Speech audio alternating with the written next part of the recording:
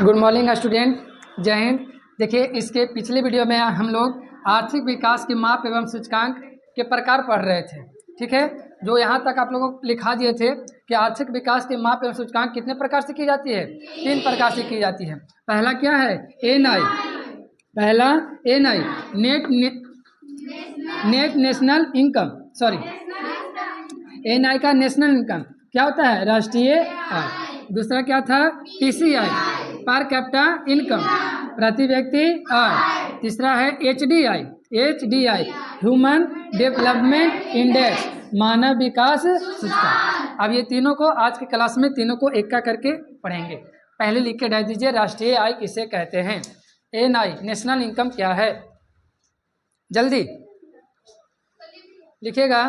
किसी भी देश के एक वर्ष में, किसी भी देश के एक वर्ष में, किसी भी देश के एक वर्ष में उत्पादित, किसी भी देश के एक वर्ष में उत्पादित सभी वस्तुओं एवं सेवाओं के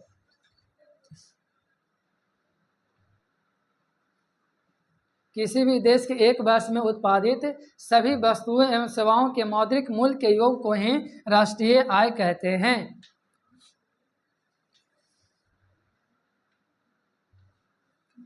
किसी भी देश के राष्ट्रीय आय में, किसी भी देश के एक वर्ष में, किसी भी देश के एक वर्ष में उत्पादित सभी वस्तुओं एवं सेवाओं के मौद्रिक मूल्य के योग को ही राष्ट्रीय आय कहते हैं,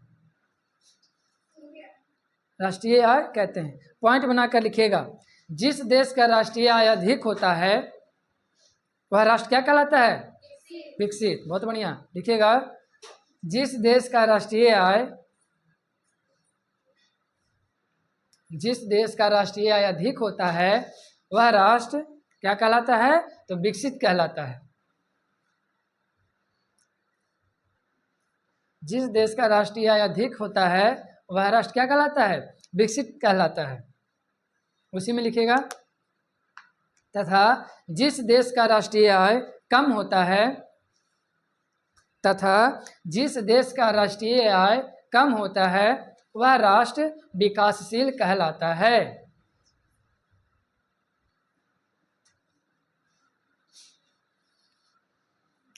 वह राष्ट्र क्या कहलाता है, विकासशील कहलाता है। बताइएगा क्वेश्चन, भारत क्या है, कैसा देश है, विकासशील देश है। अमेरिका, चीन, ये सब कैसा देश है, विकसित देश है। अमेरिका, चीन, जापान, ये सब कैसा देश है, विकसित देश है।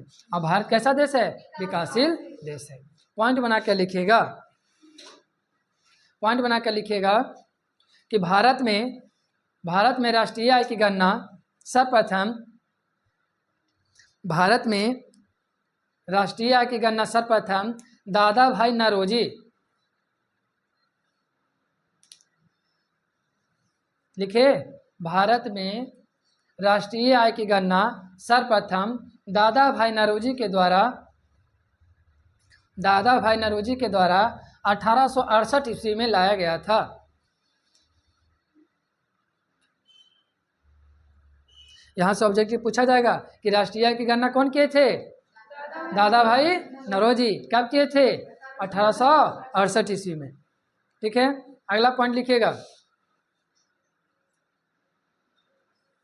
लिखिएगा, लिखना।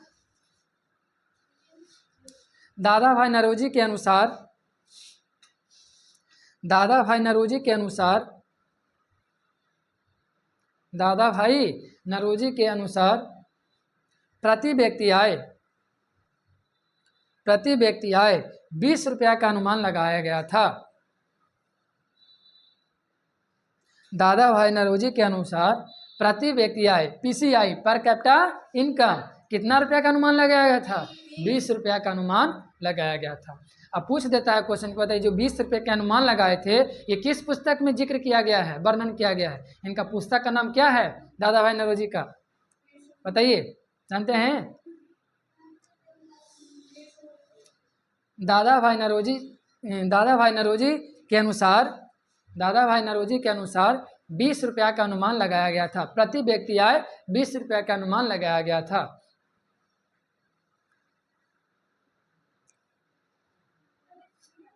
लिखिएगा अगला पॉइंट में लिखिएगा दादा भाई नौरोजी जी का पुस्तक का नाम।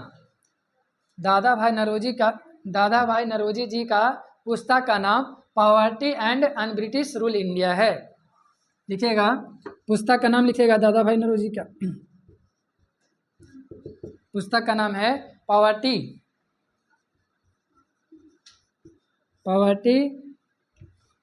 क्या है?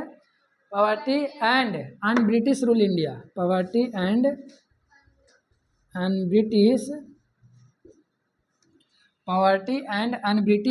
Rule in India.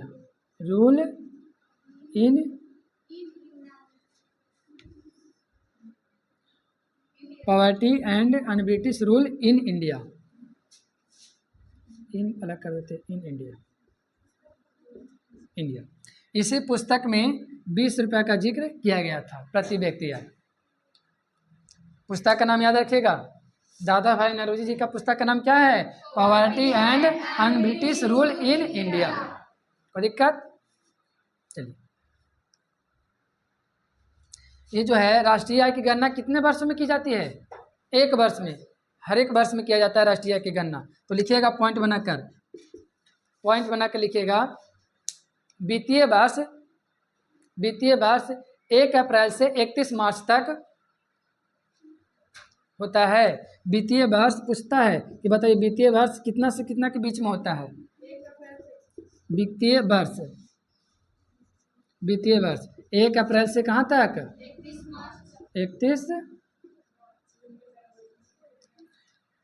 1 अप्रैल से 31 मार्च। चलिए, यहाँ पे आपका राष्ट्रीय आय खत्म। समझ लीजिए राष्ट्रीय आय किसे कहा जाता है। लिखा है आप लोग को कि किसी भी देश के एक वर्ष में उत्पादित सभी वस्तुओं एवं सेवाओं के मौद्रिक मूल्य के योग को क्या बुलाता है?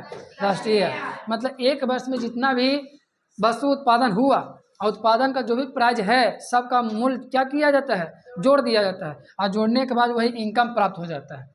ठीक है, इनकम वही क्या कहलाता है? राष्ट्रीय आय। पूरे देश में साल भर में राष्ट्रीय आय का गणना किया जाता है। ठीक है, इसके बाद लिखिएगा प्रति व्यक्ति आय। दूसरा लिखिएगा प्रति व्यक्ति आय, पीसीआई, पर कैपिटा इनकम।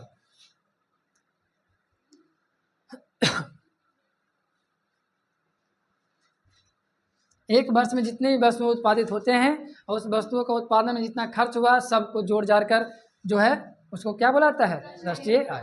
अब लिखिएगा प्रति व्यक्ति आय, पर कैपिटा इनकम, पीसीआई इसको बुलाता है।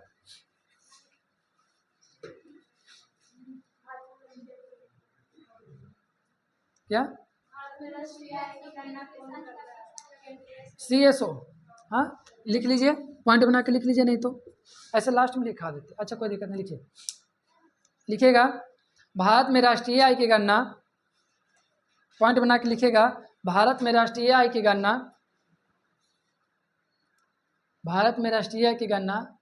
CSO केंद्रीय सांख्यिकी संगठन के द्वारा किया जाता है।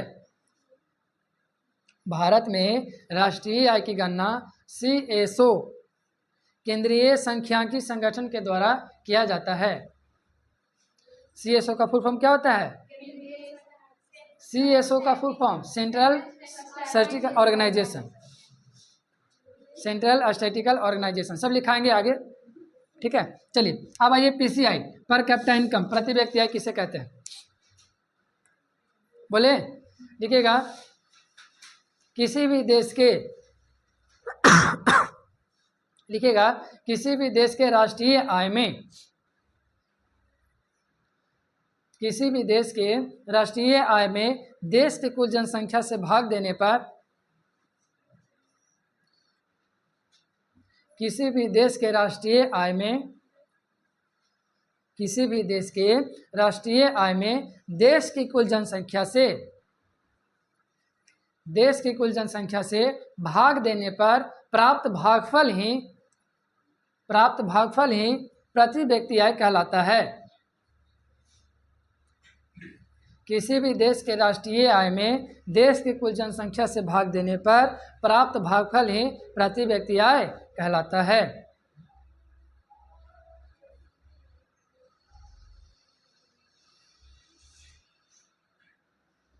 लिख लिए, पॉइंट बना के लिखिएगा, पॉइंट बना के लिखिएगा।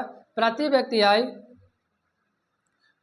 आय आर्थिक विकास मापने का सबसे अच्छा सूचकांक है।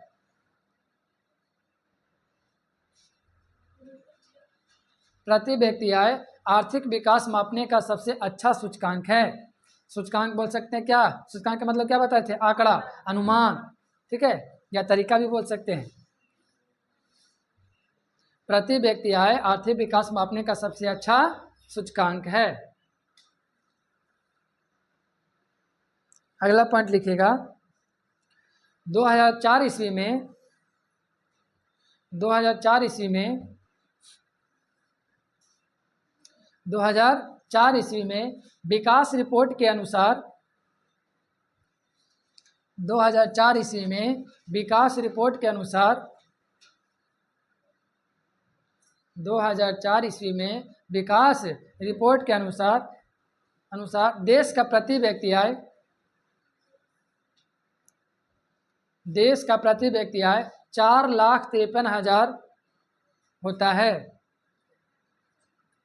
2004 ईस्वी में विश्व विकास रिपोर्ट के अनुसार देश का प्रति व्यक्ति आय 4,53,000 था। ऐसे करके लिख लीजिए, 4,53,000 था। वह राष्ट्र 4,53,000 था, तो वह राष्ट्र विकसित कहलाता था। तो वह राष्ट्र विकसित कहलाता था। तो वह राष्ट्र क्या कहलाता था? विकसित कहलाता था। तथा जिस देश का प्रति व्यक्ति आय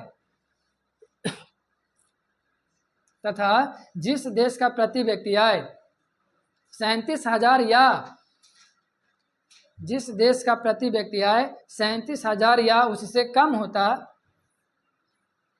है 37,000 या उससे कम होता है, तो वह राष्ट्र विकासशील कहलाता है। तो वह राष्ट्र क्या कहलाता है? विकासशील कहलाता है।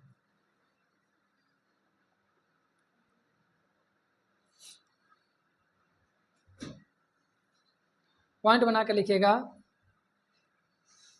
2004 ईस्वी में भारत का प्रति व्यक्ति आय 28,000 रुपया थी। 2004 ईस्वी में भारत का प्रति व्यक्ति आय कितना था? 28,000 रुपया।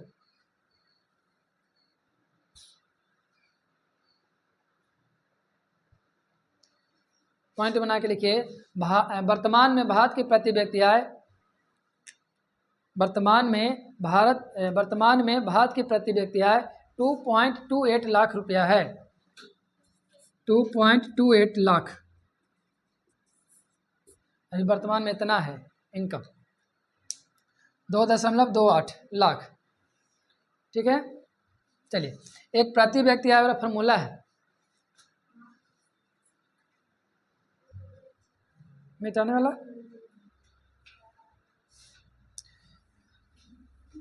प्रति व्यक्ति आय, बताइए, इसका डिफिनेशन यहीं से हो जाता है, बताइएगा।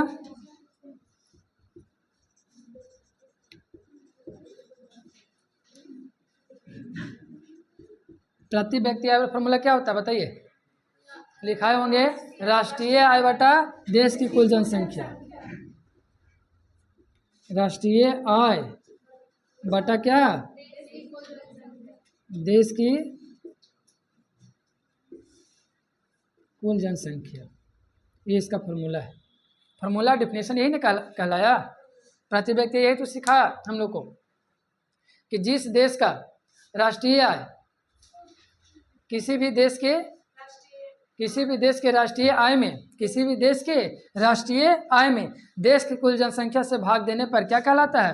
प्रति व्यक्ति आय कहलाता है, ठीक है।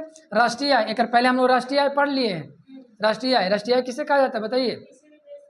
किसी भी देश के एक वर्ष में उत्पादित सभी वस्तुएं और सेवाओं के मौद्रिक मूल्य के योग, मौद्रिक मतलब रुपया, सबको जोड़ जाड़ कहीं क्या बोला जाता है? राष्ट्रीय आय, ठीक है। अब इसमें क्या बोला गया है प्रति व्यक्ति में कि राष्ट्रीय आय जितना जो एक वर्ष में जितना भी पैसा हुआ है उसमें देश का कुल जनसंख्या से क्या कर देना है, भाग देना है। अगर देश का कुल जनसंख्या से भाग दे देंगे तो वही क्या कहलाएगा, प्रति व्यक्ति आय। क्या कहलाएगा, प्रति व्यक्ति आय। जैसे एक छोटा सा एग्जाम्पल देखिए, जैसे एक घर में, समझिएगा, छोटा सा एग्जाम्पल देखिए, एक घर में मान लिया जाए 5 फैमिली है। कितना फैमिली, 5 फैमिली है, 5 फैमिली है। पाँचों फैमिली जो है मैक्सिमम 5,500 रुपया कमा रहे हैं। कितना, 5,500। तो बताइए टोटल कितना हो गया, लीजिए 5,500 हो गया, ठीक है। टोटल कितना हो गया, तो टोटल मतलब राष्ट्रीय आय टोटल एक वर्ष में कितना हो गया बताइएगा, 25,000। अब यहाँ पे प्रति व्यक्ति आय निकालना है, तो ये हो गया राष्ट्रीय आय टोटल एक वर्ष में। और देश की कुल जनसंख्या, वो देश का निकालना रहता था, तो देश की जनसंख्या कुल जनसंख्या लिखते थे। यहाँ पे हम घर का प्रति व्यक्ति आय निकाल रहे हैं, तो बताइए घर में टोटल मेंबर कितने हैं, 5 व्यक्ति हैं। तो 5 से क्या कर देंगे, भागा, तो 5 से करिएगा 5 रहा 25, मतलब हर एक व्यक्ति कितना कमा रहा है, ठीक है। इस तरह से निकाला जाता है राष्ट्रीय प्रति व्यक्ति आय। अब आइए HDI,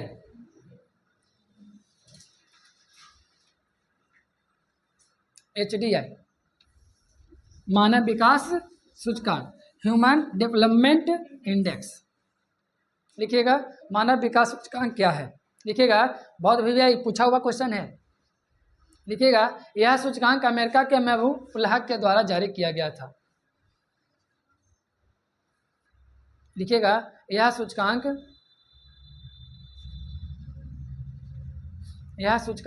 अमेरिका के महबूब उल हक के द्वारा 1990 ईस्वी में जारी किया गया था।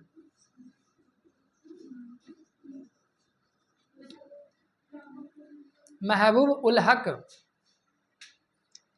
HDI ह्यूमन डेवलपमेंट इंडेक्स, मानव विकास सूचकांक।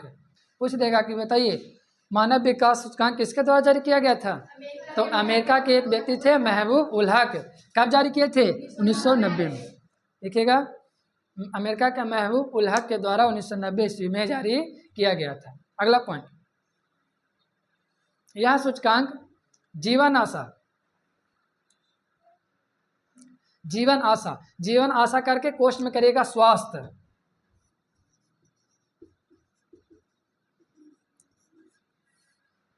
लिखिएगा यह सूचकांक जीवन आशा, शिक्षा स्तर, जीवन आशा, दीजिएगा शिक्षा स्तर तथा जीवन स्तर के द्वारा मापा जाता है। 3 प्रकार से मापा जाता है। पहला क्या था, जीवन आशा, फिर शिक्षा स्तर, फिर जीवन स्तर के द्वारा मापा जाता है। जीवन स्तर लिखे हैं ना, उसको कोष्ठ में करिएगा आय। जीवन स्तर मतलब कोष्ठ में आय। पहला क्या था बताइए, जीवन आशा के कोष्ठ में हम क्या करवाए, स्वास्थ्य के देख के अनुसार पता लगाया जा सकता था। फिर दूसरा आया शिक्षा स्तर, मतलब शिक्षा के अनुसार। और तीसरा क्या है, जीवन स्तर का मतलब इनकम, ठीक है। अगला पॉइंट में लिखिएगा यह मानव के द्वारा आर्थिक विकास मापने का प्रथम सूचकांक है। यह मानव के द्वारा आर्थिक विकास मापने का प्रथम सूचकांक है जो महबूब उल हक के द्वारा जारी किया गया था। लिखिएगा यह मानव के द्वारा आर्थिक विकास मापने का सबसे अच्छा सूचकांक है जो महबूब उल हक के द्वारा जारी किया गया था।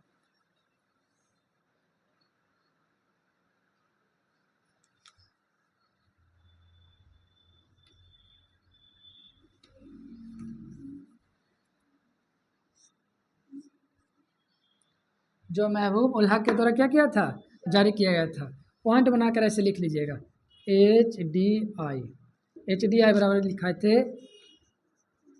जीवन, बताइए आशा, क्वेश्चन में हम क्या करवाए, स्वास्थ्य, जीवन आशा प्लस क्या था, जीवन, अच्छा शिक्षा स्तर लिख दीजिए, शिक्षा स्तर प्लस क्या था, जीवन स्तर। जीवन स्तर कोष्ठ में क्या था इसका? आय। आय, ठीक है। एच डी आई बराबर लिखना, एच डी आई बराबर जीवन आशा प्लस शिक्षा स्तर प्लस जीवन स्तर। ये तीन प्रकार से मापा जाता है मानव विकास सूचकांक, ठीक है, जो किसके द्वारा जारी किया गया था? अमेरिका के महबूब उल हक के द्वारा। कब जारी किया गया था? 1990। देखिएगा, जीवन आशा, आशा मतलब स्वास्थ्य, स्वास्थ्य के देखकर पता लगाया जाता था ये मानव विकास सूचकांक। फिर आइए शिक्षा स्तर, शिक्षा को देखते हुए अनुसार। फिर जीवन स्तर, जीवन स्तर मतलब इनकम, इनकम से पता लगाया जा सकता था, ठीक है। पॉइंट बना के लिखिएगा, पॉइंट बना के लिखिएगा, एच डी आई के अनुसार, ये लिख लिए। इसके बाद लिखिएगा एच डी आई के अनुसार, काची बोला जाए पता नहीं चलता है, डाई। एच डी आई के अनुसार आर्थिक विकास में, एच डी आई के अनुसार आर्थिक विकास में प्रथम देश नॉर्वे। ऑब्जेक्टिव में पूछा जाएगा कि प्रथम देश कौन है, लिखिएगा प्रथम देश नॉर्वे, प्रथम देश नॉर्वे। लिखिएगा कॉमा देकर, 93 में है श्रीलंका, 93 में श्रीलंका। इसके बाद लिखिएगा 126 नंबर पे लिखिएगा अपना प्यारा भारत, 126 नंबर पे लिखिएगा अपना प्यारा भारत। और सबसे 134वां नंबर पे लिखिएगा लल्ला पाकिस्तान,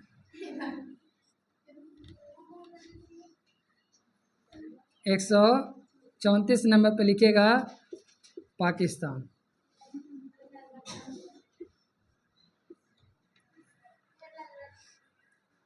एक 134 नंबर पे क्या है? पाकिस्तान। एच डी आई के आंकड़ा के अनुसार प्रथम देश कौन सा है?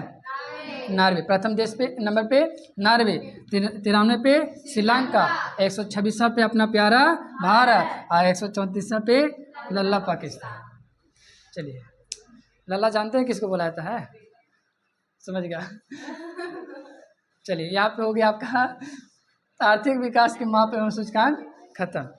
राष्ट्रीय आय, प्रति व्यक्ति आय, मानव विकास सूचकांक, ये याद रखिएगा। एच डी आई जीवन आशा, जीवन आशा प्लस शिक्षा स्तर प्लस जीवन स्तर के द्वारा ये मापा जाता है। कौन? मानव विकास सूचकांक, जिसमें प्रथम देश कौन सा है? नॉर्वे, और 93 पे श्रीलंका, 126वां पे भारत और 134वां पे पाकिस्तान। चलिए, बहुत बढ़िया। अब आइएगा इसके बाद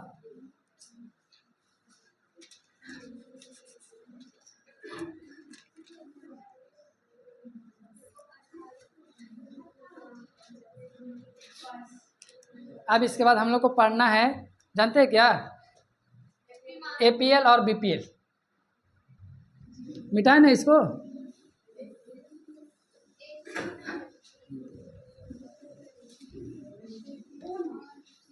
लिखिएगा बीपीएल और एपीएल। या एपीएल बीपीएल कुछ कर दीजिए, हेडिंग डालिए बीपीएल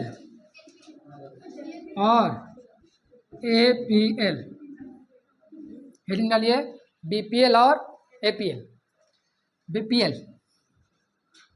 बीपीएल, बीपीएल का फुल फॉर्म होता है below property line,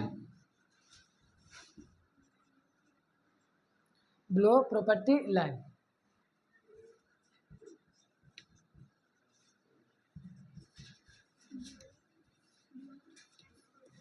BELOW, below property line. इसका हिंदी होता है नीचे गरीबी रेखा।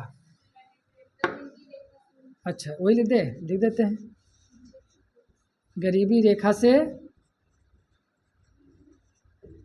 नीचे, ठीक है। दूसरा लिखिएगा APL, APL above property line, above, ABOV,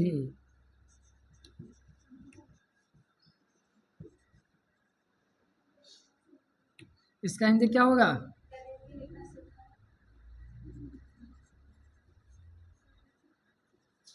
गरीबी रेखा से ऊपर।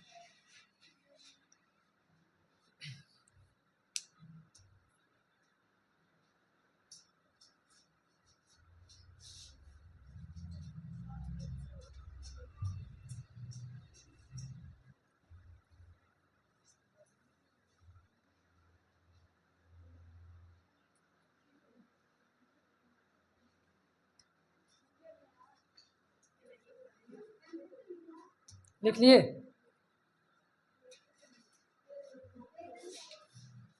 हो गया? बीपीएल और एपीएल लिख लिए? बीपीएल का फुल फॉर्म बताइए क्या होता है? बिलो प्रॉपर्टी लाइन, गरीबी रेखा से नीचे। एपीएल का फुल फॉर्म क्या होता है? एबव प्रॉपर्टी लाइन, गरीबी रेखा से ऊपर। यहाँ से क्वेश्चन पूछता है कि बताइए बीपीएल और एपीएल, राशन कार्ड मिल देखे हैं? राशन कार्ड कितने तरह के होते हैं? पीला, रेड और हरा, ये 3 कलर का होता है ना? हाँ, लाल, पीला, हरा। तो बीपीएल में पूछ देता है कि बीपीएल में किस कलर का कार्ड होता है? तो लाल और पीला। इसमें लाल और क्या होता है? पीला रंग का कार्ड होता है। लिख दे पॉइंट में, लिखिए पॉइंट में। बीपीएल, बीपीएल में लाल और पीला कार्ड होता है। अगला पॉइंट, एपीएल में हरा कार्ड होता है। लीजिए, लिखिए जल्दी। बीपीएल में कैसा कार्ड? लाल और पीला, और एपीएल में हरा। जिसके पास हरा कार्ड है वो समझ जाइए गरीबी रेखा से ऊपर है कि नीचे? ऊपर। जिसके पास बीपीएल कार्ड है, कहने का था लाल और पीला कार्ड है, तो गरीबी रेखा से ऊपर है कि नीचे? नीचे। ठीक है, राशन सबको मिलता है ना? सब अपना अपना कार्ड देखिएगा किस कलर का कार्ड है।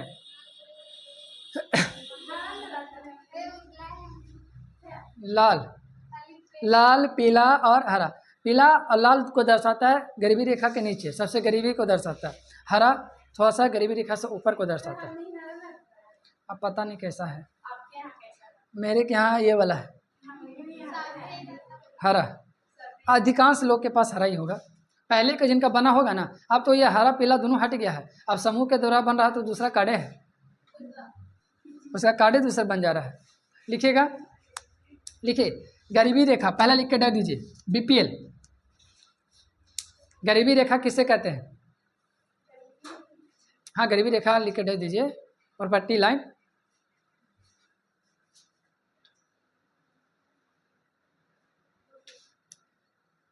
बोला जाए गरीबी रेखा लिख के दे दीजिएगा, गरीबी रेखा लिख के दे देना, ठीक है? प्रॉपर्टी लाइन, बीपीएल नहीं, सिर्फ वो ये हटा देते हैं। ये वाला क्वेश्चन लिखिएगा, गरीबी रेखा, इंग्लिश में बोला जाए तो प्रॉपर्टी लाइन, बस ये लिख के दे दीजिएगा। देखिए गरीबी रेखा कच्चे लिख दिए, रेख लिख दिए, वाह रेखा। चलिए लिखिए, शहरी क्षेत्रों में लिखा जाए, शहरी क्षेत्रों में प्रति व्यक्ति को, शहरी क्षेत्रों में प्रति व्यक्ति को 2100 कैलोरी,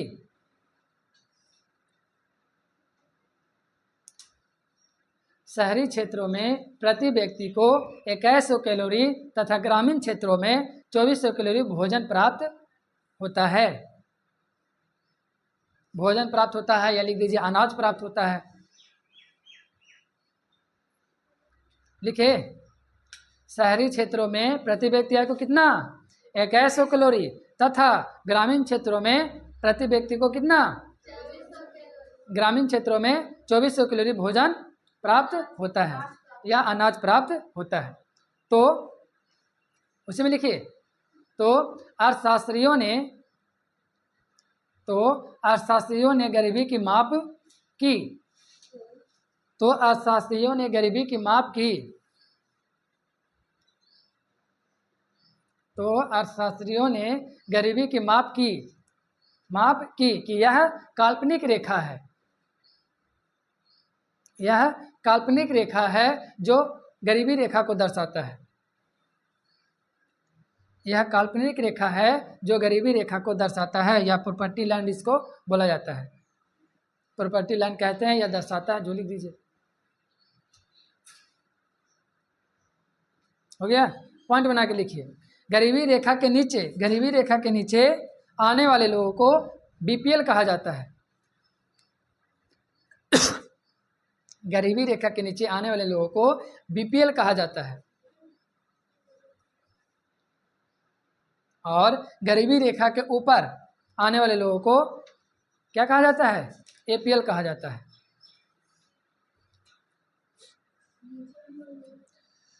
गरीबी रेखा के नीचे आने वाले लोगों को बीपीएल कहा जाता है, और गरीबी रेखा के ऊपर आने वाले लोगों को एपीएल कहा जाता है, जिसमें लाल और हरा पीला कार्ड रहेगा बीपीएल, लाल पीला रहेगा तो बीपीएल, और हरा रहेगा तो एपीएल।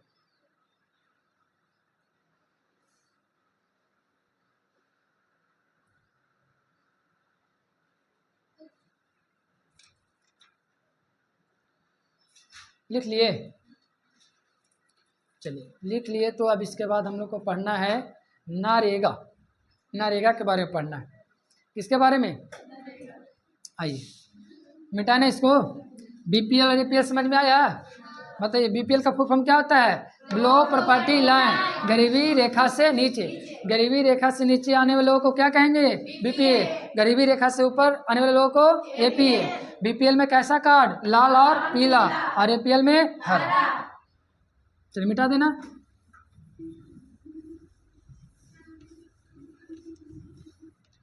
अब आइए नरेगा, हेडिंग डालिए नारेगा।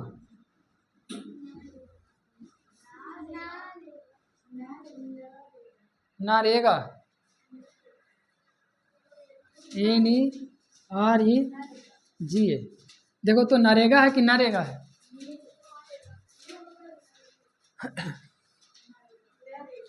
ना ना है ना? हाँ चलिए, ना है तो सिर्फ ना कर दीजिए। नरेगा,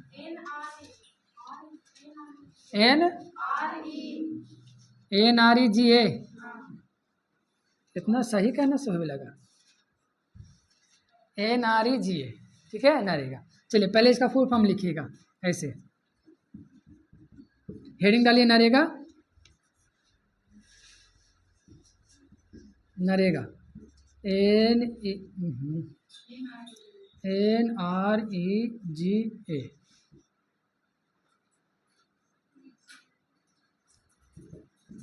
NREGA, इसका पहले फुल फॉर्म जान लीजिए। नरेगा का फुल फॉर्म होता है नेशनल रूरल, लिखिएगा, बताइएगा। नेशनल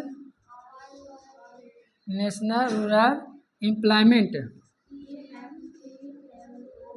EMPLO,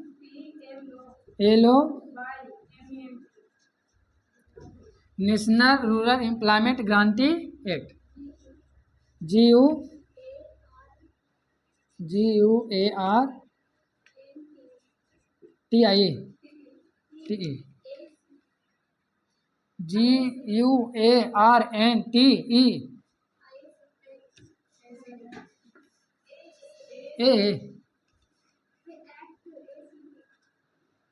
गारंटी एक्ट ना? ओ लीजिए। गारंटी का मीनिंग सही है, गलत है? क्या है?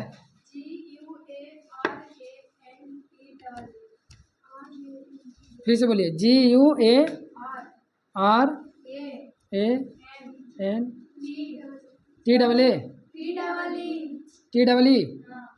लीजिए, बहुत बड़ा का है।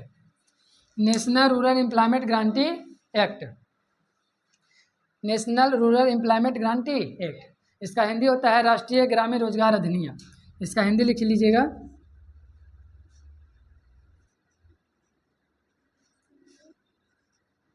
राष्ट्रीय ग्रामीण रोजगार अधिनियम, राष्ट्रीय ग्रामीण रोजगार अधिनियम।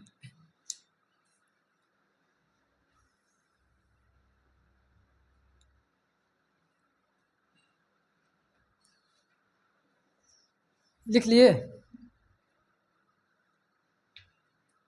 नरेगा का फुल फॉर्म याद रखिएगा, पूछ देता है। नरेगा का फुल फॉर्म क्या होता है? National rural employment guarantee act, Hindi में राष्ट्रीय ग्रामीण रोजगार अधिनियम। लिखिएगा, पॉइंट बना कर लिखिए या तीर का निशान देकर लिखिए, लिखिएगा। यह एक ऐसा अधिनियम है, यह एक ऐसा अधिनियम है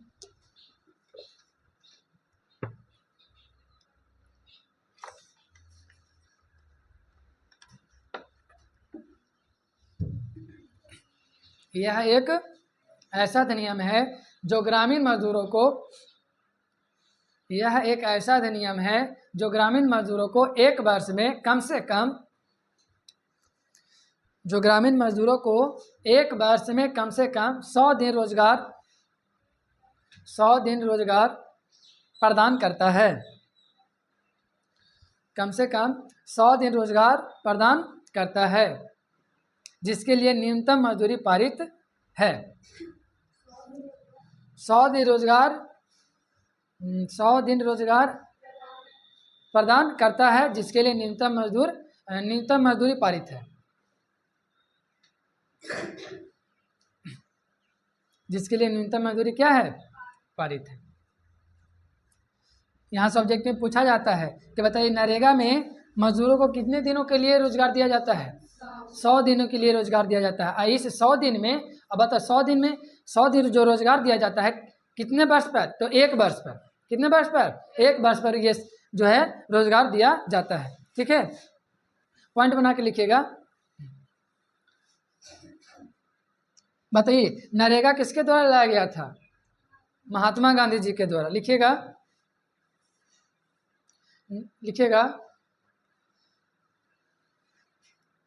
नरेगा का नाम बदलकर, पॉइंट बनाकर लिखिए, नरेगा का नाम बदलकर इसका नाम बदल दिया गया था। नरेगा का नाम बदलकर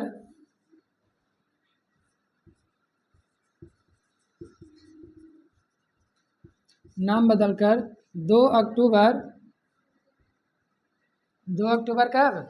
2009 ईस्वी। लिखिएगा, नरेगा का नाम बदलकर 2 अक्टूबर 2009 ईस्वी को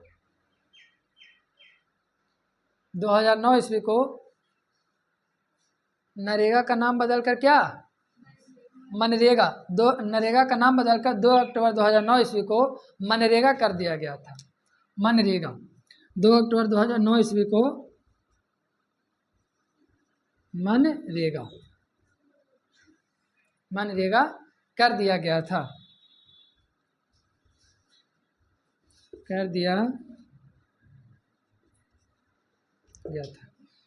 याद रखिएगा, नरेगा का नाम बदलकर क्या? मनरेगा कर दिया गया था। कब? 2 अक्टूबर 2009 ईस्वी को। ठीक है, अगला पॉइंट, मनरेगा योजना के साथ महात्मा गांधी जी का नाम भी जुड़ा है। महात्मा गांधी जी के द्वारा ही लाया गया था मनरेगा। लिखिएगा, महात्मा गांधी जी के साथ, क्या बोल दिए? हाँ, वही जो गलत बोले। लिखिएगा, मनरेगा योजना के साथ महात्मा गांधी जी का नाम जुड़ा है। मनरेगा योजना के साथ महात्मा गांधी जी का क्या जुड़ा है? तो नाम जुड़ा है। ठीक है, माँ से महात्मा, माँ से मनरेगा। ठीक है, चलिए, इनका महात्मा गांधी जी का जन्म कब हुआ था? 2 अक्टूबर 1869 ईस्वी को। 69 ईस्वी को। तो ये अपना जन्मदिन पे ही नरेगा का नाम बदल क्या कर दिए थे? मनरेगा कर दिए थे। चलिए, अब इसका भी नाम चेंज हुआ है। अब मनरेगा का वर्तमान में अभी हाल ही फिलहाल हुआ है चेंज। दिसंबर 2025 में मनरेगा का नाम बदलकर, लिखिएगा, पॉइंट बना के लिखिए, दिसंबर 2025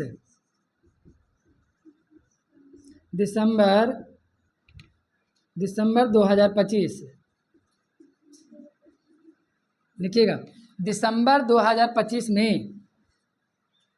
दिसंबर 2025 ईस्वी में मनरेगा का भी नाम बदलकर दिसंबर 2025 में मनरेगा का भी नाम बदलकर विकसित भारत गारंटी लिखेगा। अब नाम बदल दिया गया है।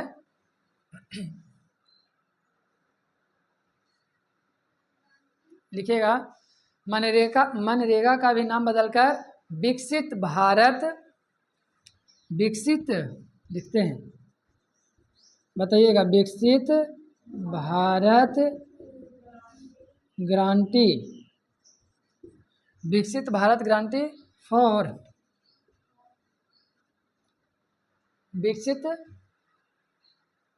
विकसित विकसित भारत गारंटी फॉर रोजगार अधिनियम,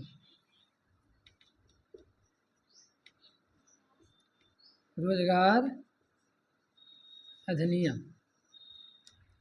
दिसंबर 2025 ईस्वी में मनरेगा का नाम बदलकर विकसित भारत, ध्यान में रखिएगा, विकसित भारत गारंटी फॉर रोजगार अधिनियम किया गया था। यह किया गया है, था नहीं, किया गया है, अभी वर्तमान में चेंज हुआ है। विकसित भारत गारंटी फॉर रोजगार अधिनियम किया गया है। ठीक है, अगला पॉइंट लिखिएगा। मनरेगा में बताइए कितने लोगों को रोजगार मिला था? 100 लोगों के। इसमें लिखिएगा विकसित भारत गारंटी फॉर रोजगार अधिनियम में, इसमें 125 लोगों को रोजगार 125 दिन लिखिएगा, 125 दिन लिखिएगा। इसमें 125 दिनों का रोजगार प्रदान किया गया है। विकसित भारत गारंटी फॉर रोजगार अधिनियम में लिखिएगा, विकसित भारत गारंटी फॉर रोजगार अधिनियम में 125 दिनों का रोजगार प्रदान किया गया है। 125 दिनों का रोजगार प्रदान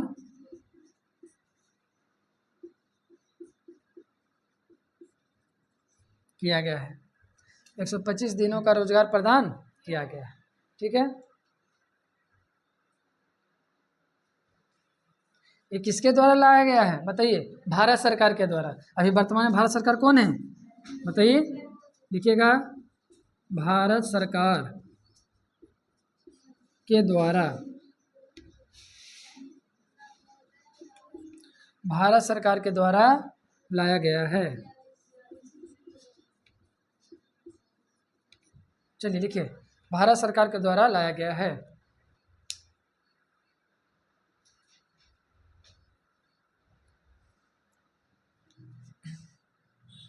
पॉइंट बना के लिखिएगा। इसमें कार्य क्या है?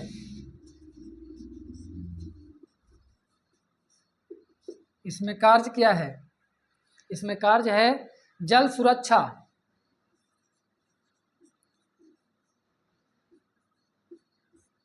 जल सुरक्षा। फिर इसके बाद लिखिए बुनियादी ढांचा, बुनियादी ढांचा, जल सुरक्षा, बुनियादी ढांचा और आजीविका बढ़ाने और आजीविका बढ़ाने।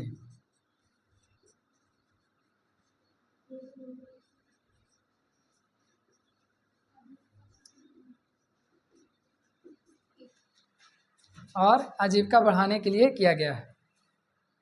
आजीविका बढ़ाने का कार्य है, ऐसे करके लिखिए, जल सुरक्षा, बुनियादी ढांचा और आजीविका बढ़ाने का कार्य है।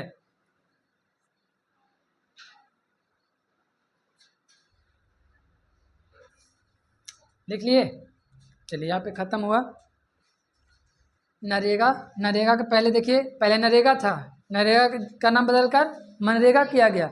मनरेगा का बदल कर किया गया था 2 अक्टूबर 2009 ईस्वी को। किनके द्वारा? महात्मा गांधी जी के द्वारा। फिर आइए, मनरेगा का नाम बदलकर दिसंबर 2025 में क्या रखा गया? विकसित भारत गारंटी फॉर रोजगार अधिनियम। इसमें उसमें था 100 दिन के लिए रोजगार प्रदान करना। इसमें क्या है? 125 दिनों का रोजगार प्रदान करना।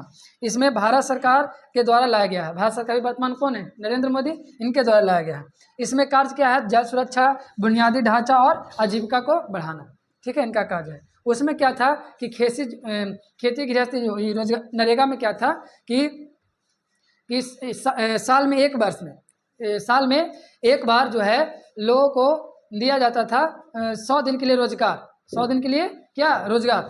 मतलब सबको खेती गृहस्थी के लिए, जिसमें नहर वहर के किनारे देखिएगा बढ़ उड़ जाता है ना घास ये सब, वो सब के तौर पर मतलब हटाने के लिए उन लोग को रोजगार दिया जाता है।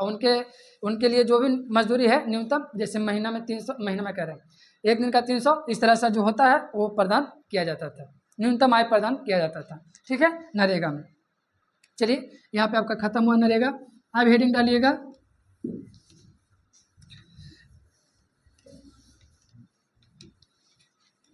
हेडिंग डालिए राष्ट्रीय मानव विकास रिपोर्ट।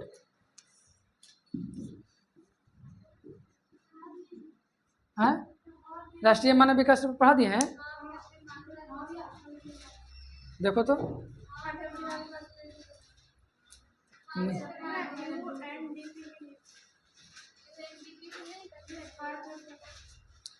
लिखा है मानव विकास रिपोर्ट सर्वप्रथम अटल बिहारी वाजपेयी के द्वारा, फिर इसके नीचे लिखा थे कि भारत के राज्यों के विकास के दर पर, नहीं लिखा है, थोड़ा सा लिख लीजिए, बढ़िया रहेगा।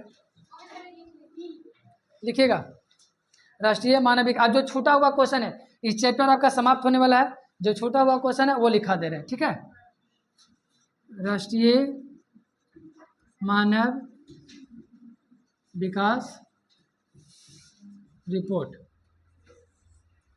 राष्ट्रीय मानव विकास रिपोर्ट, नेशनल ह्यूमन डेवलपमेंट रिपोर्ट। ठीक है, इंग्लिश में बोला जाता है। चलिए पॉइंट में जल्दी जल्दी लिखिए, अब ज़्यादा नहीं, 3-4 क्वेश्चन है इस चैप्टर का। हाँ, 3-4 क्वेश्चन बनेगा, लिखिए, लिखिएगा, पॉइंट बनाकर जल्दी लिखिए। मानव विकास रिपोर्ट सर्वप्रथम, मानव विकास रिपोर्ट सर्वप्रथम अटल बिहारी वाजपेयी, मानव विकास रिपोर्ट सर्वप्रथम अटल बिहारी वाजपेयी के द्वारा 23 अप्रैल 2002 ईस्वी को लाया गया था। लिखा चुके हैं लेकिन दोबारा एक बार फिर से लिख लीजिए, लिखिएगा मानव विकास रिपोर्ट सर्वप्रथम अटल बिहारी वाजपेयी के द्वारा, जल्दी कीजिए, मानव विकास रिपोर्ट सर्वप्रथम अटल बिहारी वाजपेयी के द्वारा 23 अप्रैल 2002 ईस्वी को, 23 अप्रैल 2002 ईस्वी को जारी किया गया था। लिख लिए। चलिए नेक्स्ट पॉइंट लिखिए जल्दी, लिखिएगा भारत के राज्यों के विकास के दर में भारत के राज्यों के विकास के दर में प्रथम रैंक केरल था। भारत के राज्यों के विकास के दर में प्रथम रैंक केरल था।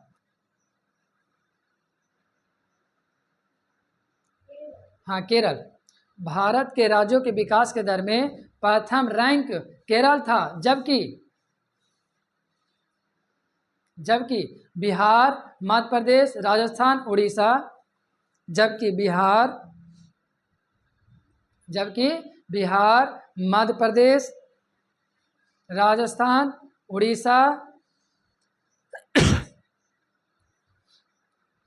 उड़ीसा रैंक नीचे था। बिहार, मध्य प्रदेश, राजस्थान, उड़ीसा का रैंक क्या था? नीचे था, जिसे बीमारू राज्य कहा जाता है, जिसे बीमारू राज्य कहा जाता है, बीमारू राज्य कहा जाता है। जिसे बीमारू राज्य कहा जाता है। पॉइंट बनाकर लिखिए, बीमारू राज्य कौन कौन है?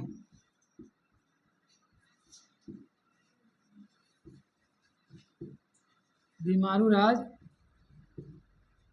कौन कौन है? यहाँ से ऑब्जेक्टिव में वो पूछेगा क्वेश्चन, बीमारू राज्य कौन कौन है? बीमारू राज्य कौन कौन है? देखिएगा,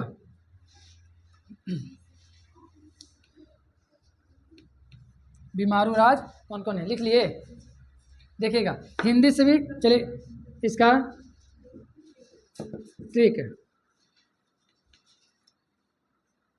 TRI सिक्के। देखिएगा, बीमारू BIMARU, ये है इसका ट्रिक, बीमारू से ही बन गया है। ठीक है, कौन कौन राज्य है जो शामिल हो जाएगा? BI से क्या? बिहार, BI से बिहार, MA से मध्य प्रदेश, MA से क्या देख लेते हैं हम भी, MA से मध्य प्रदेश, MA से मध्य प्रदेश, ए में से क्या, मध्य प्रदेश, आर से राजस्थान, यू से लीजिए, यही बीमारू राज्य हैं, बिहार, मध्य प्रदेश, राजस्थान और उड़ीसा। पूछ देगा कि बताइए बीमारू राज्य कौन कौन है, तो याद रखना बीमारू, BIAMARU, BIAMARU, तो BI से क्या हो जाएगा बिहार, A में से मध्य प्रदेश, BI से बिहार, A में से मध्य प्रदेश, R से राजस्थान और U से उड़ीसा। यही 4 राज्य जो हैं बीमारू राज्य से क्या है प्रचलित है। ठीक है, चलिए अब छूटा हुआ क्वेश्चन आप लोग को 1-2 क्वेश्चन जो है करवा देते हैं, फिर चैप्टर का आज लास्ट। चलिए लिखिए,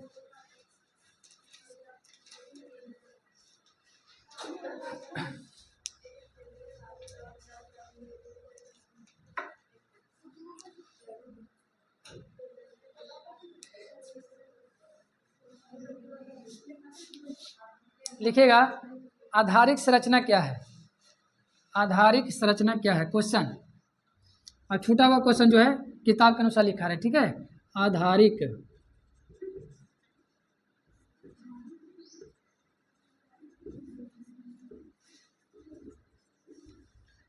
आधारिक संरचना क्या है, बोले हाँ, लिखिए वे सभी तत्व जो देश के आर्थिक विकास के आधार हैं, वे सभी तत्व जो देश के आर्थिक विकास के आधार हैं। आज इस चैप्टर द एंड हो जाएगा, आज इस चैप्टर का जो बचा हुआ क्वेश्चन है वो लिखा दे रहे हैं। ठीक है, लिखिएगा वे सभी तत्व जो देश के आर्थिक विकास के आधार हैं उसे आधारिक संरचना कहते हैं। वे सभी तत्व जो देश के आर्थिक विकास के आधार हैं, वे सभी तत्व जो देश के आर्थिक विकास का क्या है आधार हैं, उसे आधारिक संरचना कहते हैं। जैसे में लिखिएगा बिजली कौमा परिवहन, अगर बिजली नहीं होता तो बताइए लाइट होता, पंखा चलता नहीं ना, ये सब विकास का क्या है आधार ही ना है। लिखिएगा बिजली परिवहन, अगर परिवहन ना होता तो एक व्यक्ति एक स्थान से दूसरे स्थान जाता, देश विदेश जाता नहीं, तो लिखिएगा क्या लिखा है जी, परिवहन, लिखिए परिवहन, बिजली, परिवहन, संचार, अगर मोबाइल नहीं होता, न्यूज नहीं होता, ये सब नहीं होता तो एक दूसरे को इन्फॉर्मेशन नहीं मालूम होता, ये घटना घटा कुछ भी मालूम नहीं चलता। ये लिखिए संचार, बैंकिंग, स्कूल, कॉलेज इत्यादि। बिजली, परिवहन, संचार, बैंकिंग, स्कूल, कॉलेज, अस्पताल इत्यादि। ठीक है, यही आधारिक संरचना का आधार है। ठीक है, हो गया क्वेश्चन। अब लिखिए कृषि जनित उद्योग, अगला क्वेश्चन, कृषि जनित उद्योग।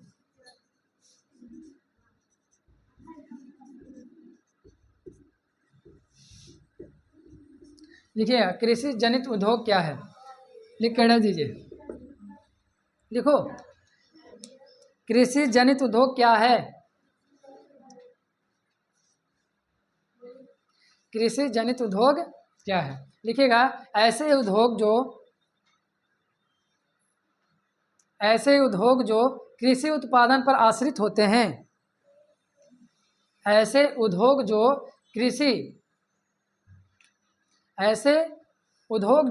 उत्पादन पर आश्रित होते हैं,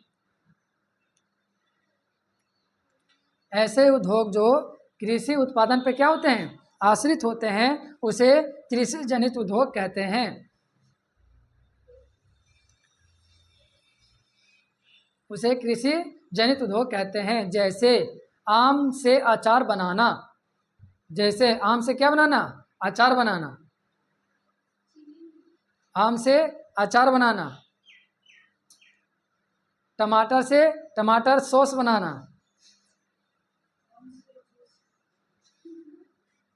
ये कृषि जनित उद्योग है, ठीक है।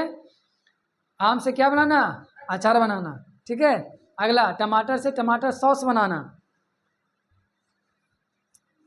अगर ये सब नहीं रहता था तो आज के डेट में टमाटर जो हम लोग सॉस खाते हैं, कहाँ घर में बनता है, कहाँ बनता है, उसका छोटा मोटा एक फैक्ट्री है, उसी में बनता है। अचार देखिए, तरह तरह के अचार खा लेते हैं, ये सब कहाँ बनता है, फैक्ट्रियों में बनता है।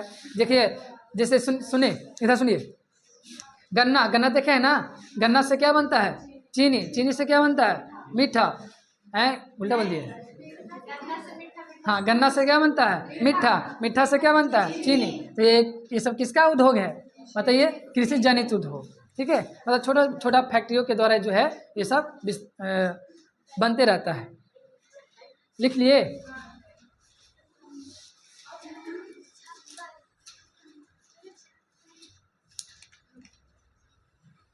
चलिए एक छोटा सा पॉइंट बना के लिखिएगा, जो छूटा हुआ क्वेश्चन है, वो क्वेश्चन नहीं है, पॉइंट है, नोट में लिखिएगा। देखिए, गोवा राज्य का प्रति व्यक्ति आय सबसे अधिक है, गोवा राज्य का प्रति व्यक्ति आय सबसे अधिक है, जबकि बिहार राज्य का प्रति व्यक्ति आय सबसे कम है।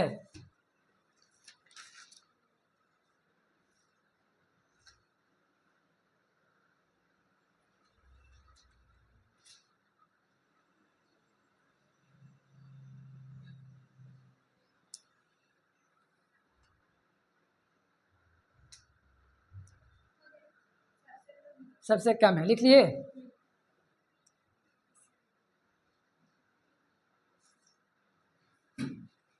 अगला पॉइंट लिखिएगा, पॉइंट में लिखिएगा गौतम बुद्ध, लिखिएगा। अब ये सब ऑब्जेक्टिव के व्यू से पूछा जाता है कभी कभार, तो लिख लीजिए। गौतम बुद्ध को ज्ञान की प्राप्ति कहाँ हुआ था, कहाँ, बोध गया, बिहार, है ना, लिखिएगा। गौतम बुद्ध को ज्ञान की प्राप्ति बोध गया, कोष्ठ में कर लीजिएगा बिहार। गौतम बुद्ध को ज्ञान की प्राप्ति बोध गया, कोष्ठ में क्या करिएगा, बिहार में बोधि वृक्ष, कौन सा वृक्ष, बताइए, बोधि वृक्ष को कौन सा नाम से जाता है, बताइए, पीपल, बोधि वृक्ष, कोष्ठ में करिएगा पीपल। एग्जाम में पीपल ना देकर ये वाला देता है, बोधि वृक्ष, ध्यान देना, लिखिएगा। गौतम बुद्ध को ज्ञान की प्राप्ति बोध गया, बिहार में बोधि वृक्ष, कोष्ठ में पीपल के पेड़ के नीचे ज्ञान की प्राप्ति हुआ था, पीपल के पेड़, और लिखिएगा पीपल के पेड़ के नीचे ज्ञान की प्राप्ति हुआ था। अगला पॉइंट लिखिएगा। भारत के प्रथम राष्ट्रपति डॉक्टर राजेंद्र प्रसाद, लिखिए, भारत के प्रथम राष्ट्रपति डॉक्टर राजेंद्र प्रसाद जी का जन्म सिवान, बिहार में हुआ है। भारत के प्रथम राष्ट्रपति डॉक्टर राजेंद्र प्रसाद जी का जन्म सिवान, कोष्ठ में कर लीजिएगा बिहार में हुआ था, लिख लिए। भारत के प्रथम राष्ट्रपति डॉक्टर राजेंद्र प्रसाद जी का जन्म सिवान, कोष्ठ में कर लीजिएगा बिहार में हुआ था। एक लास्ट पॉइंट लिखिए इस चैप्टर का, लास्ट पॉइंट लिखिएगा। संपूर्ण क्रांति का नारा कौन दिए थे, जानते हैं, जेपी नारायण। संपूर्ण क्रांति का नारा कौन दिए थे, संपूर्ण क्रांति का नारा कौन दिए थे, जेपी नारायण। इनको पूरा बोला जाता है जयप्रकाश नारायण, इनका पूरा नाम क्या है, जयप्रकाश नारायण, ठीक है। आज का क्लास जो है इस चैप्टर आपका द एंड हुआ, ठीक है। तो इस वीडियो को ज़्यादा से ज़्यादा शेयर, लाइक और कमेंट में जरूर कीजिएगा। Thank you.